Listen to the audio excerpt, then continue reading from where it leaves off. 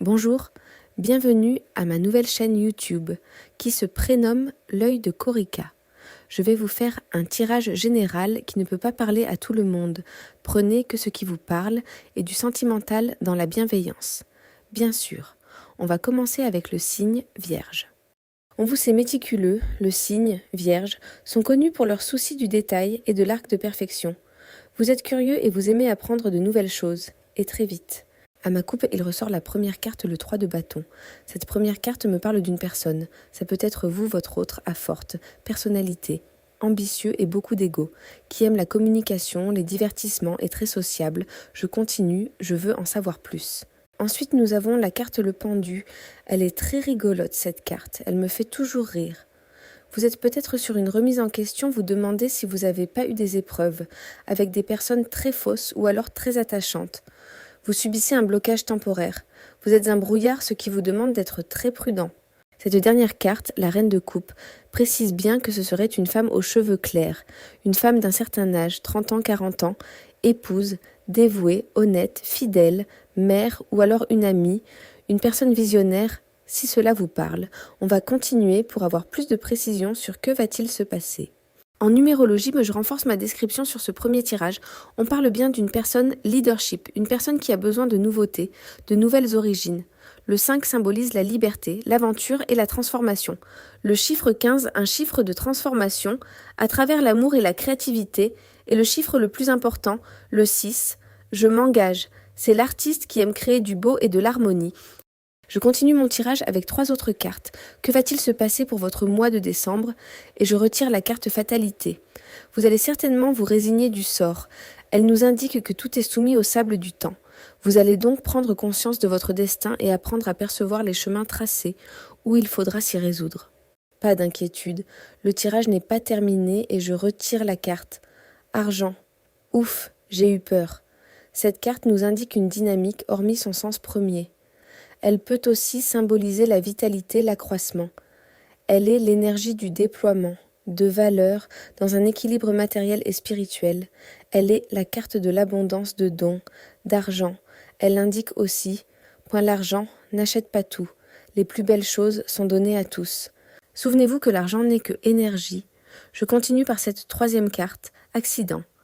Cette carte annonce à différents degrés les tempêtes à venir et notre capacité à rebondir dans les difficultés. Je ne suis pas toujours porteuse de bonnes nouvelles et là elle nous a dit que bien cette jolie tour qu'elle s'effondre, vous allez avoir un passage turbulent et vous annonce aussi en fin de cycle et ça c'est plutôt favorable. Je vous explique pourquoi quand on est dans un fin de cycle, c'est une marche que vous êtes en train de franchir pour pouvoir acquérir une autre marche et repartir et mettre le cœur à l'ouvrage.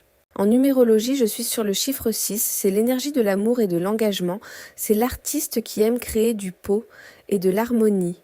Il va falloir se bouger les fesses, comme j'ai dit, et j'ai le 10. Ce sera votre nouveau commencement pour ce mois de décembre. Vous êtes un leader. Chip, vous avez beaucoup d'initiatives et d'innovations, et vous êtes un combattant, ou combattant, cela symbolise qu'il va falloir passer à l'action. Il est temps de passer à l'étape suivante.